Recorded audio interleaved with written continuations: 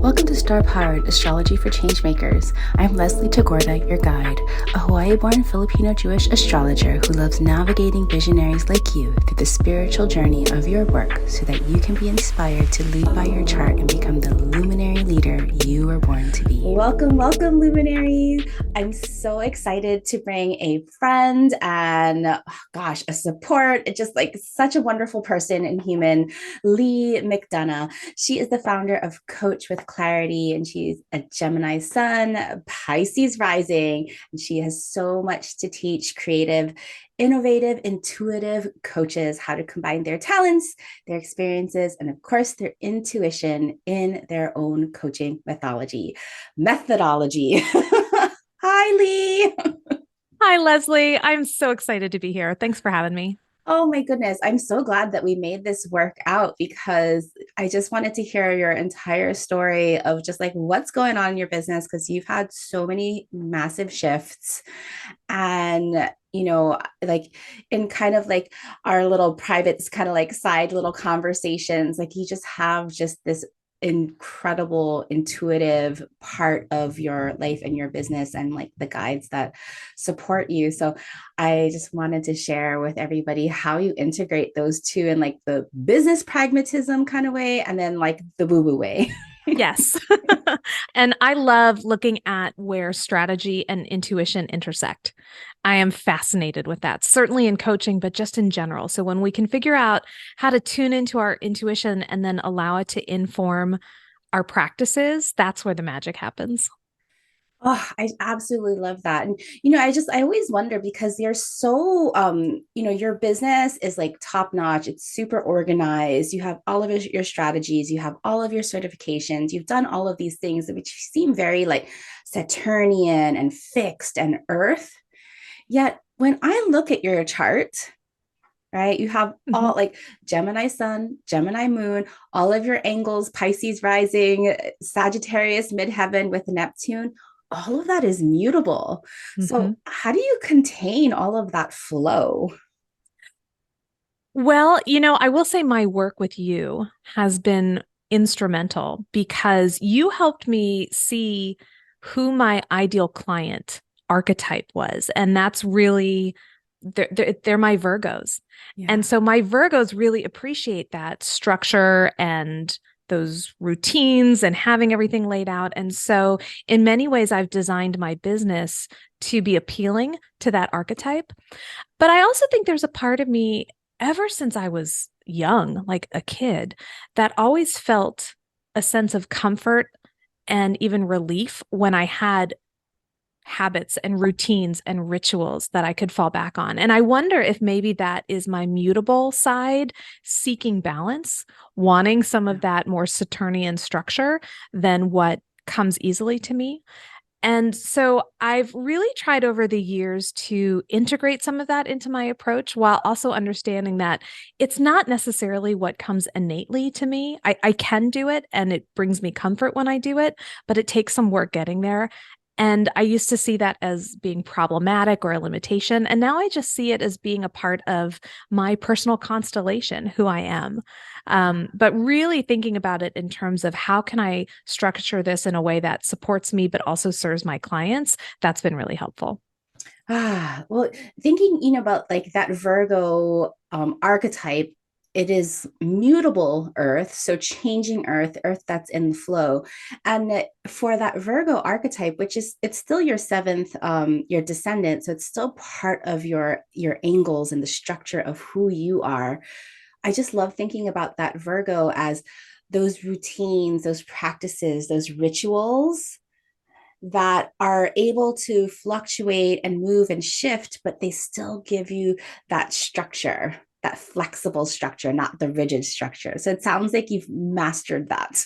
I like to think so, or maybe I'm in the process of mastering it because there's always more growth to do.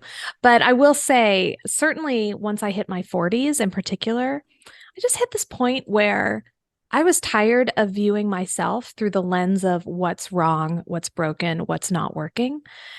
And instead, looking at myself and then consequently looking at everyone, every single human being as this person is doing the best they can with what they have. And also doing the best they can within structures that were not necessarily created to be fully supportive. When we look at patriarchy, when we look at capitalism, Yeah. and we think about who wins, who profits from those systems, it's not typically women, it's not typically people of color. Yeah. And so when we're able to take a holistic view, then all of a sudden, some of the practices that I was judging myself for, when I put them in context, all of a sudden it's like, well, no, of course I was responding that way. It's almost by design in the system we're in. So bringing that kind of flexible sense of acceptance, but also not just passively receiving it and deciding, okay, now that I understand why this is happening and all of the contextual elements at play, what changes can I make within? And also, what changes can I make systematically in order to create growth and improvement for everyone? I just, Lee, you're just like talking my talk. And then I see the parts of your chart that like light up as you're talking about those systems and how do we improve and streamline those systems, especially for those of us who do not benefit from the societal systems that we breathe and live in. Well, I just love your brilliance and wondering, you are a coach now, right? Mm-hmm. And you are a coach that are training and teaching other coaches to live by their own intuition and their own inner wisdom. But how did you get into coaching? Because aren't you one of my friends that have like this like deep therapy backgrounds? I am. I was a therapist for almost 15 years. And really, I spent most of my life wanting to be a therapist. When I was 14, I was a sophomore in high school, and I experienced one of those dark night of the soul moments. I went through a very difficult period where I was experiencing daily panic attacks. I was depressed. I felt really lonely and alone. And fortunately, I was able to connect with a wonderful therapist. I still think of him often because not only did he help 14-year-old Lee with what she was struggling with, he also showed me that there was a way that I could take my talents and gifts and use them to help other people. And it was at that point that I realized I want to do this work too. I want to help people who are going through difficult times find their way through. And so at that point in my life, I saw therapy as being the way that I could do that. And so from basically the age of 14 on, I knew at some point I was going to wind up exploring psychology and becoming a therapist. And so the next couple decades were spent doing just that, studying, training, being supervised, getting my license, and ultimately becoming an independent therapist. And I did that work for several years. It was very rewarding. It was very challenging. And so there was a point in my life where I was going through a significant transition. My husband was getting out of the Air Force. We had been stationed in Germany for 4 years. We were moving back to the States. My children had very vague memories, if any of at all, of living in the States. So I knew they were going to be experiencing their own version of culture shock. And I just felt like I need to pause. I need to stop and really show up for my family and support us all through this transition. And so that's what I did. I took almost a year off from professional work outside the home to essentially project manage that transition. And then I hit a point where I had that itch to return to my professional identity to do that kind of work again. And yet on some level, and I really believe this was my intuition speaking to me, I knew that mental health was not the arena for me to do that in anymore. And that's not to say that there's anything wrong with being a therapist. In fact, quite the opposite. I love therapists. I'm grateful for therapists. I'm honored to have been one. But I also knew I was ready to explore a different path. And that's really where coaching entered my life. So there it seems to be like this really like natural transition from therapy to coaching. And as you're talking about the therapy, as you're talking about that the 14-year-old self and coming into like there's so many things, so many tangents I want to go off from there. But the 14-year-old self, that half of a Saturn cycle is a very, very critical time. Yes. And if we can all remember and give love to that 14-year-old self, that 14-year-old self has like all the passions already planted in us that we are going to take into our lifetime, like throughout our lifetime. So think back to what you loved when you were 14 for everybody listening. And, when Saturn for you is in that 12th house, of course, that was a really hard time for you Yeah, that because makes they're, sense. yeah. And so, but thinking about the mental health and kind of like the mental strength you gained from being able to understand what was going on, how did you then? It felt like an expansion where, like, I'm going to build on top of this mental health, but there's something more that I can give my clients that's not just in therapy. Could you explain that gap a little bit from therapy Yes. to coaching, how that expanded for you? Yes. On some level, I always felt a bit hamstrung as a therapist because there were limitations to what I could do with my clients and how I could work with them. Mhm. Whether those limitations were put in place by insurance companies who were either approving and denying service, or whether it was simply the agency that I was working for before I was doing private practice, I always felt that there were these external constraints put on my work. And well, we could have a whole conversation about insurance companies and approving service. That's a whole nother conversation. But in many ways, though, I understand why there are limitations in place because we do want to protect the public. We want to make sure that when someone goes to receive therapy, they are working with someone who's highly trained, who's using evidence-based practices. Like I get all that. Mhm. But that also, I think a lot of practitioners then feel limited, like, oh, I can only work with my people in this manner. And I was just sensing this evolution in my own practice and in how I wanted to support other people. And it was largely inspired actually by my husband, who had spent the bulk of his career as an extraordinary periodontist, but had never learned how to operate a business because dental school and the Air Force don't really prepare you for that. Yeah. So now he had bought this dental practice and he was learning how to be a clinician in it, but also be the owner operator and to do all of the things that come with owning a business. And there was a unique tension he experienced by being so exceptional as a clinician and a provider, but being brand new as a business owner. And as I supported him through that, I kept thinking, I really wish that there was someone who could help him, almost like a therapist for your business, Mhm. because he wasn't depressed. Any anxiety he was having was situationally appropriate. So he didn't necessarily need or want therapy, but it was also a really lonely experience. And I think he would have been better served had someone been there with him to support him. And so my research brought me to coaching. Mm. And that's when not only was I thinking, oh, yeah, coaching might be good for my husband, I was thinking, oh my gosh, this feels like my sweet spot now because I can take all of what I've learned as a therapist and combine it with what I've learned through all this on the job training, getting my husband's business up and running. What if I could do this? What if I could combine my passion for serving others, my interest in business, this newfound approach that I'm developing? Coaching just seemed to be a wonderful way to channel all of that. And so that's when I was like, all right, if we're going to do this, we're going to do this. And I joined a coach training program. I got credentialed. I started my business all pretty quickly. Actually, looking back, it all happened pretty rapidly. Yeah. And that really just kind of started me on the path of coaching and ultimately coach training.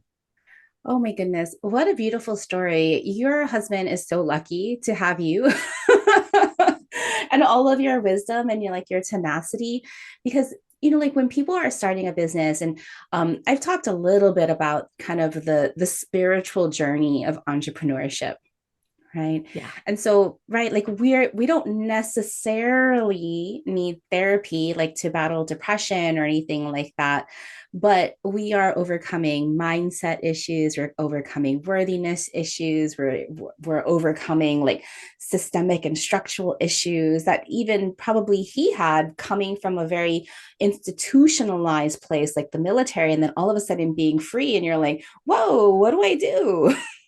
Yes.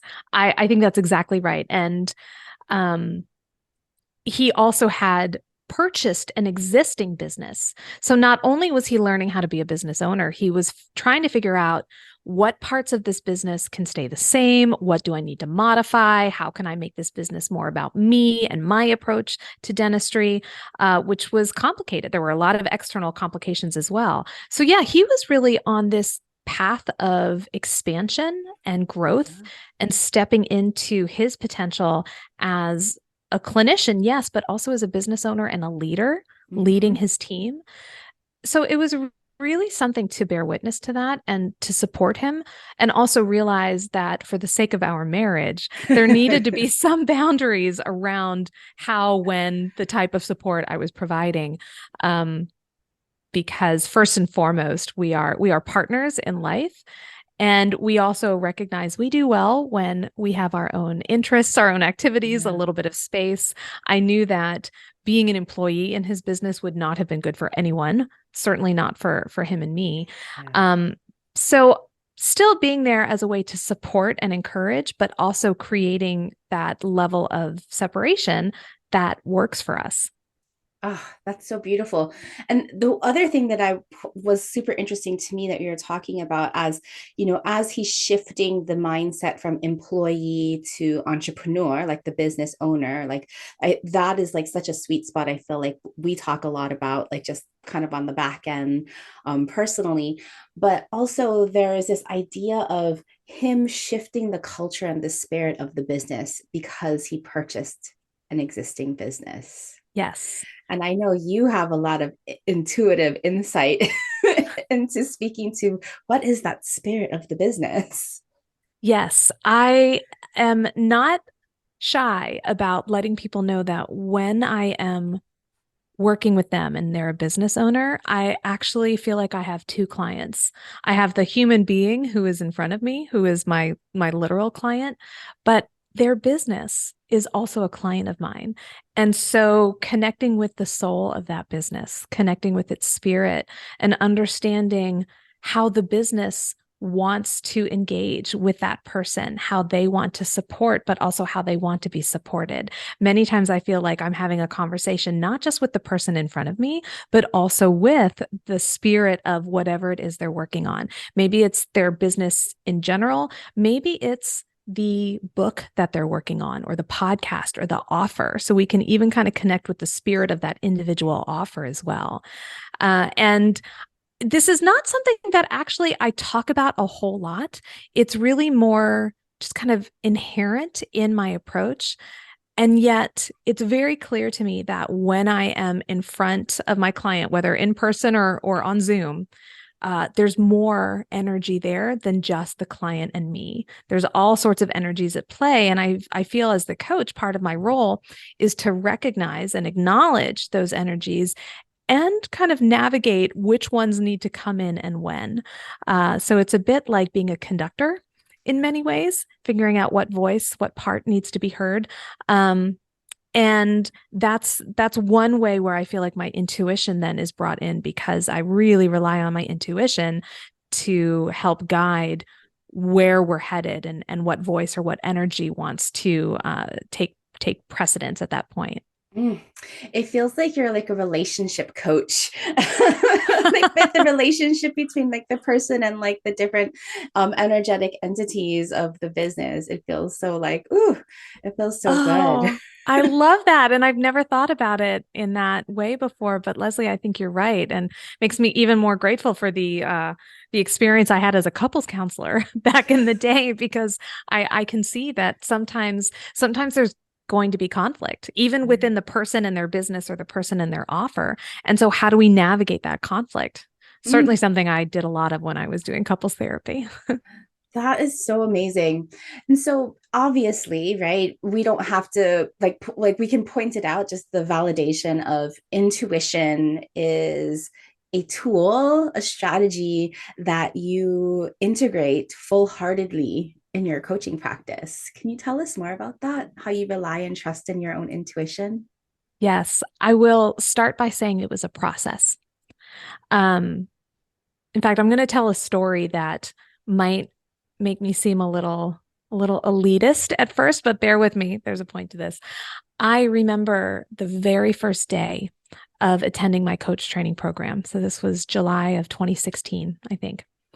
And it was the first hour of the first day of a 3-day weekend training. So like really at the beginning, we hadn't even done like the getting to know you activity yet. And the coach instructor got up and was starting to lecture and do some teaching.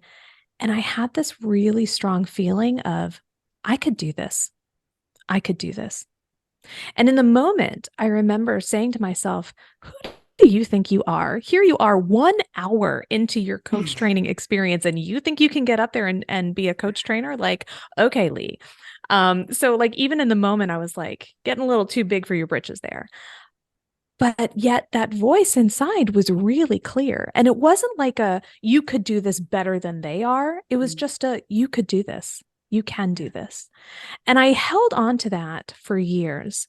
And as I built my coaching practice and I was working with my clients, many of them would ask me, how did you become a coach? And tell me about your process. Can you help me become a coach? Is that something you offer?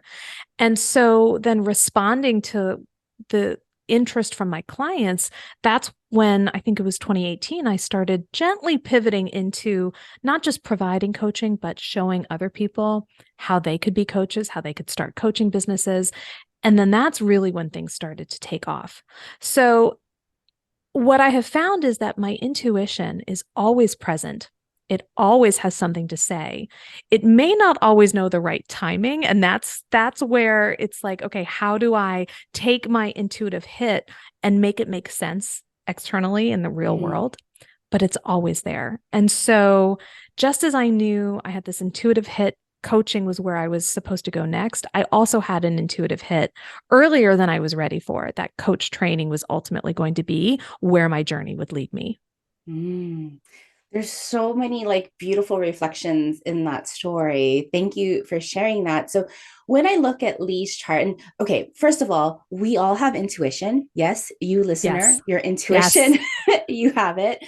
And what was super interesting about the way that you experienced your intuition and you could hear your voice change in the story that you had was that when fear, I like to call fear the inner oppressor, right? The shoulds of society, of patriarchy, of supremacy, all of those cultures. Who do you think you are that you can be a coach? Right. And that's exactly fear talking because it's sassy, it has energy, it has all of that emotional like intensity to it. And then your intuition, when you even spoke as your intuition, it was calm. Lee, you can do this. Lee, you're going to be a teacher trainer. Lee, you're going to, however your intuition was talking, it was it was calm. There was no emotional attachment. It was simply just is. So for all the listeners out there, that is how you differentiate fear from intuition. Yes. Lee did it exactly right in just relaying the story. Oh, Leslie, I love that. And thank you for illustrating that point because number one, you're correct. Every single person on the planet has been gifted with intuition. Some of us are maybe a little more practiced at tuning into it, but that doesn't mean that someone doesn't have one. They do. And then the challenge becomes, well, how do I figure out how my intuition speaks to me? Because I believe that can show up differently for different people as well. For some of us, it is going to be that clear message. It's going to almost be like something we hear. For others of us, it might be a word or a phrase that just gets stuck in our head. So it's kind of the more cerebral approach. For some of us, maybe we have a strong emotional response to something, and that's how our intuition speaks. But lately, what I've noticed about myself and what I now do with my clients is invite them to connect their intuition to their somatic response. So where do they notice their intuition in their body versus the fear, the shoulds, the internal chatter? And I know for me, it's a very clear difference. Just like my intuition sounds calm and neutral, I also feel it in my solar plexus, in my gut. And it just feels like this solid landing, like a key in a lock, just it's there, it's solid. Whereas the fear for me shows up as almost like a fluttery feeling in my in my upper chest, my high heart. I can feel it in my shoulders. It feels more constrictive. Somatically, it's an entirely different experience. And so I would suggest to people, get to know how your intuition shows up for you. It likely shows up in many different ways. And when we know that, we can tune into it and then be better equipped to allow our intuition to inform our decisions and our actions day to day and also on a larger scale.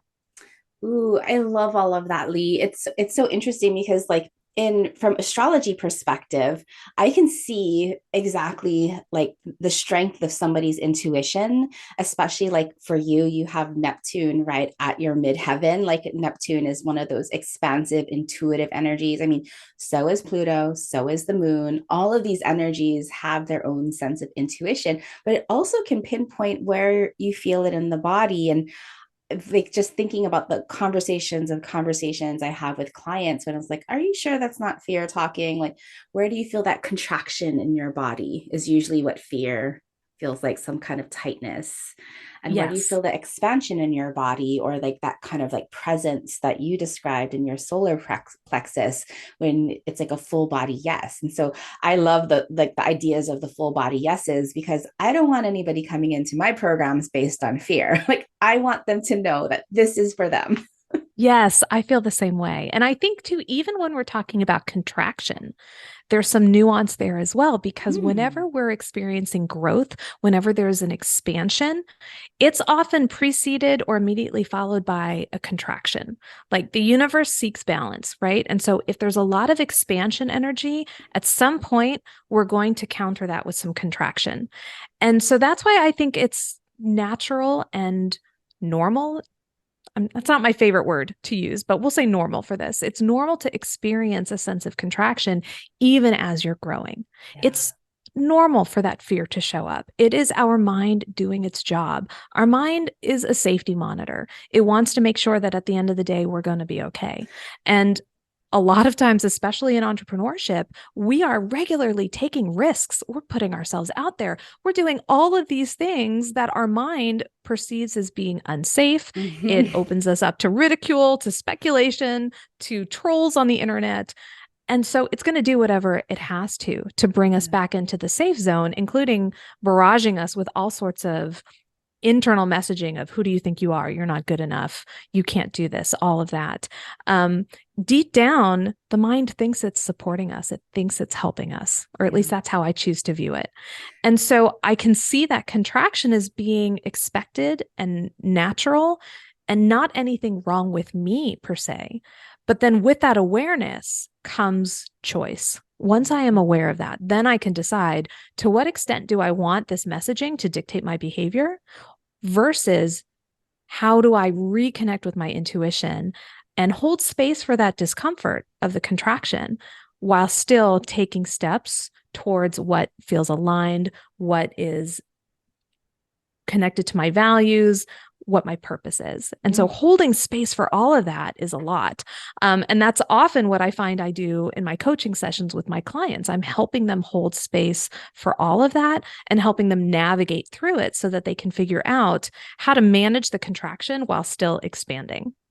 Yes. So beautiful. So many visuals that like pop through my head. And of course, we're recording this at eclipse season, and eclipse season will be mostly over, but we'll still be feeling that effects of the eclipse. And that fear has purpose, as you said, it like protects you, it wants to protect you.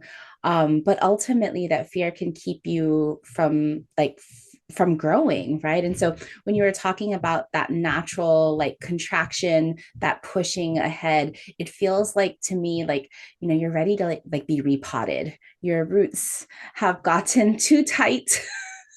Yes. And it's time to repot and then we'll grow again. But there's always, yeah, as an entrepreneur, being asked to take risks into the unknown, and the unknown, your mind will do anything to prevent you from going into the unknown because that's what's scary. But as an entrepreneur, as a coach, this is the things that you have to do is jump into the unknown. It's true. And I'm really resonating with that metaphor of repotting because you're right. We can be perfectly happy in our little pot and growing, and then all of a sudden we hit that limit. Mhm. and we can't grow anymore. And in fact, if we stay in this pot, we're eventually going to wither away and die Mhm. because we're too constricted. So we have to be repotted into something larger, something that allows for more expansion. But moving from one pot to another, that's a transition, and transitions are hard. Yeah. And It's scary. if they are, yes. And if we haven't done the work, if we haven't prepped the soil and gotten that new pot ready, if we're not ready for that transition, then we can really kind of hit a danger zone. And so I just think this metaphor is so perfect, Leslie, because it's speaking to the experience of being cramped in the too small pot. It's speaking to the experience of navigating that transition and how scary that can be. And then also it takes time to kind of reacclimate to your new home. So you'll be in your new pot with your new soil. It's going to take a while for the roots to kind of sink in. And so I just think like that's such a beautiful description of what it's like to have our own personal expansion as Mm. well.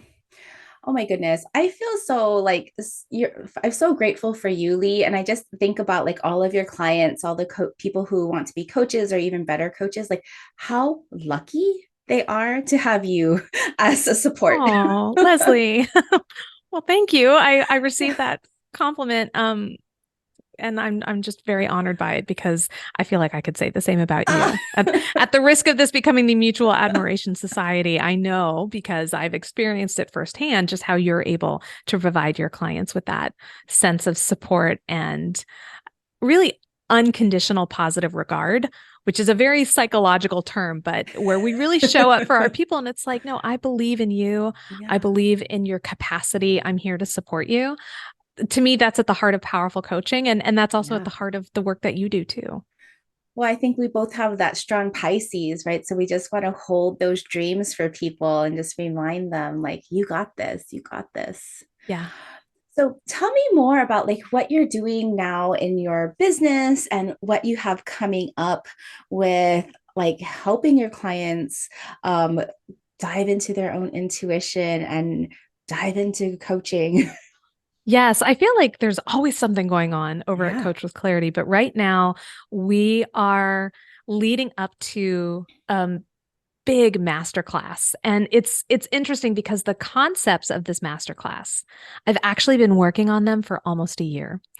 And I developed this framework. And initially I thought it was going to show up as a private podcast feed. In fact, I've already like recorded the episodes, but the more I sat with it, I was like, this cake isn't quite done. It needs to go back in the oven and cook for a bit. And then it was recently that I realized, you know what? Like this framework, I want to make a few tweaks to it, and then I really want to share it as a masterclass Mhm. because we are talking about, I've called it the magic of coaching. And magic is an acronym, MAGIC. So it's the 5 elements that you need to really just up level your coaching experience, grow your business, support your coaching clients more powerfully.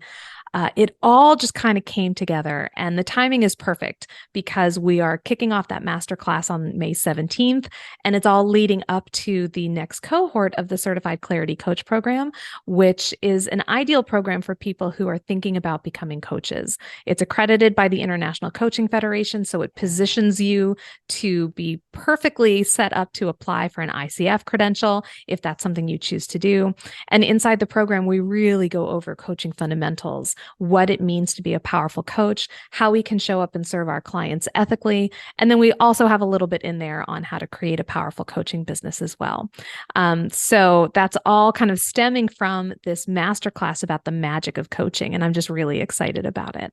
Ooh, that sounds so good. I know that you are going to pour so much magic into that. And, if you're interested in being a coach, or maybe you're like have already an intuitive practice but want to integrate more pragmatic and practical ways of holding intentional space for your clients and holding their hands through these transitions, Lee is your person.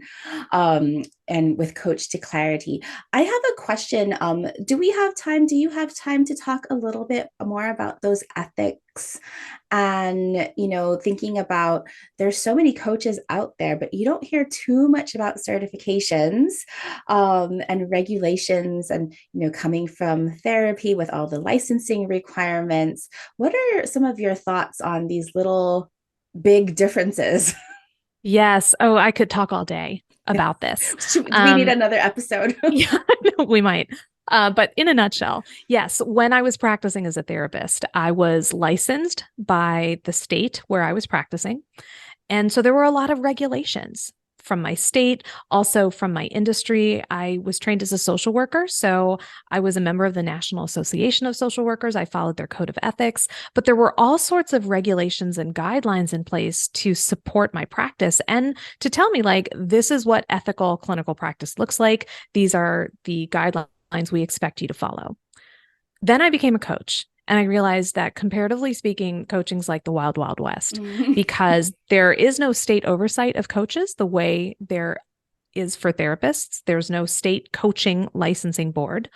And so while we do have to follow basic laws, of course, there's nothing really specific regarding oversight of coaching. Yeah. And so where therapy is a highly regulated field, coaching is less so. Now, I hear people call coaching an unregulated industry, and I can understand why they would say that. I prefer to call it a self-regulating industry because there are organizations out there, like the International Coaching Federation, as an example, that their whole aim is to support coaches in providing high quality ethical services. And so ICF has a code of ethics. They have core competencies that we're expected to master. There's a way to provide ethical oversight for its members. The difference, though, is that as a coach, I have to opt in to that. As a therapist, there was no opting into being overseen by a board. Like, that just came with it. Yeah, exactly. Coaching, it's something you really have to choose. Yeah. And I understand some people have made the choice not to seek certification or credentialing for their own reasons, and that's fine. That's a choice. But for me, I really want to be a part of an organization that seeks to protect the public by creating core competencies and a code of ethics and guidelines for coaches to follow. So it's also why I've sought to have my programs accredited by ICF. My certification is accredited for initial training. The Coach with Clarity Collective, which is my large group program, it's accredited for continuing education. For me, that's a sign that I'm really invested in this profession. I want to see it grow. I want to be a part of its growth in a way that is client-centered, ethical, trauma-sensitive. And so it's something I've chosen to opt into. That's so beautiful. Thinking about astrology, because there aren't any like code of ethics. It's not a license. It's not regulated. And having been coached by really unethical coaches that gaslight you, having experienced, and having made mistakes in my own practices, not knowing any better, replicating what I had seen and ending up doing some harmful things, and learning from that. Like, we all make mistakes, right? Like, yes, that's just part of growing. And now seeing the power that I have as an astrologer and really paying respect and handling that power ethically.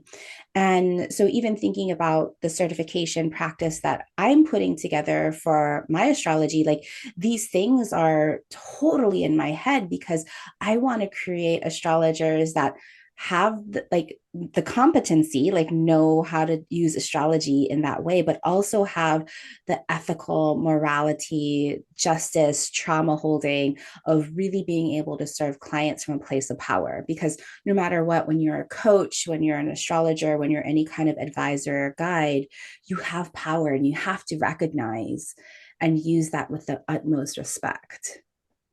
I could not agree with you more, Leslie. And it's interesting that you bring that up because when I was a fairly new coach, I think it was like 2017, I feel like I spent that entire year coming to terms with the concept of power. Because previously I had really shied away from it. I didn't like thinking that I had power over someone or someone had power over me. I really had a negative view of that word and that concept. Yeah. But what I've realized is that whether or not you're comfortable with power, you likely hold some, especially if you're a business owner. And if you are not aware of your power, then you are not going to engage with it intentionally. it's Yeah. going to take over. And like you, early in my business, I made some mistakes. I emulated people who, in hindsight, I probably shouldn't have been looking to for leadership. Mm-hmm. And it was largely because I had not come to terms with my own power. And so I had to do that first. I had to recognize the spaces where I do hold power and then decide consciously, how do I want to utilize that? And how can I utilize it for the good of all, rather than either intentionally or accidentally allowing my power to exploit others? Yeah. And so, yeah, coming to terms with that, I think is important for any business owner. And then from there, we can decide, how can I best use my power? Mm.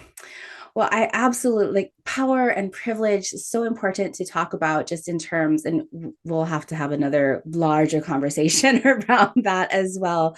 But when you don't recognize your power and your privilege in these spaces, it is like handling a loaded gun and pointing it at people and without any regard. Yes. And I think what we see in many industries, but certainly the coaching industry, is people not being aware of what power is, what power they have, how they use it. And so there is a lot of gaslighting that happens, or there's a lot of like my way or the highway. If you Mm-hmm. disagree with me or you don't do it my way, well, then I can't be held responsible for what happens. And so then we kind of bake in shame and Mm. fear and othering, and it runs counter to what I think a lot of coaches want to focus on, which is Yeah. connection and growth and expansion, right? But we can't do that if we're not willing to do our own work. And that's the other piece of being a coach. And I didn't realize this when I started my coaching journey back in 2016, that there's no greater way to engage with personal development than to become a coach, because, or at least to become an ethical coach, because I'm of the position that I would never ask my clients to do something that I haven't done or that I wouldn't be willing to do myself.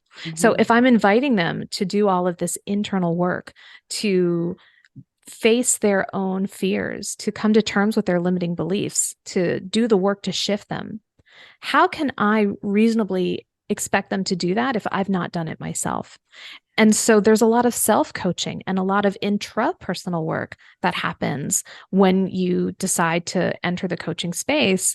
And that's something that I explore inside my certification program, certainly with my one-on-one clients. We're doing a lot of that internal work so that when we are engaging with others, when we are externalizing our beliefs and our values, we're doing so in a way that is trauma sensitive, that's informed, and that really seeks to serve everyone involved, not just the coach and not just the Mm-hmm. client. I mean, everyone should be gaining from this experience. Oh my goodness, Lee. Everybody is in just such good hands with you. Is there anything else that you want to share with your work or invitations before we close up for today? I just want to go back to what we were talking about before, which is this idea that everyone has been gifted with intuition. And that one of the best things that I think we can do, not just for ourselves, but for the world, is to take the time to get to know our intuition, how it speaks to us, how it shares its wisdom, and then also how it wants us to make it manifest in the world. I think if we can all get fluent in the language of intuition, and then we allow that to inform our behaviors, I think we're going to create that change that we want to see within ourselves, yes, but also in the world. Talking my talk, Lee. I love you. I love you too, Leslie. I am so grateful to have you in my life and to count you as a friend. Oh my goodness. Yes, feeling is mutual. And so for everyone, Lee has an amazing masterclass called The Magic of Coaching. She's hosting that on Wednesday, May 17th, 2023. If you want a free link to that free masterclass, head on over to starpower.com/magic. It'll bring you right up to Lee's magic and, get in touch with your intuition. Check out Lee's podcast, Coach with Clarity, as well as her website, Coach with Clarity, and just soak up all of Lee's wonderful coaching magic. Thank you, Lee, for being here with us. Thanks so much, Leslie. I've really enjoyed this. As a human design projector, my energy shines more brightly because of people like you who share my work. If you enjoy this podcast and want to help build a movement of innovative astrology and leadership and spark the intuitive revolution, please rate and review this podcast on Apple Podcasts, or better yet, share this podcast with your change-making besties. We will all shine brighter together as we create the future we want to see.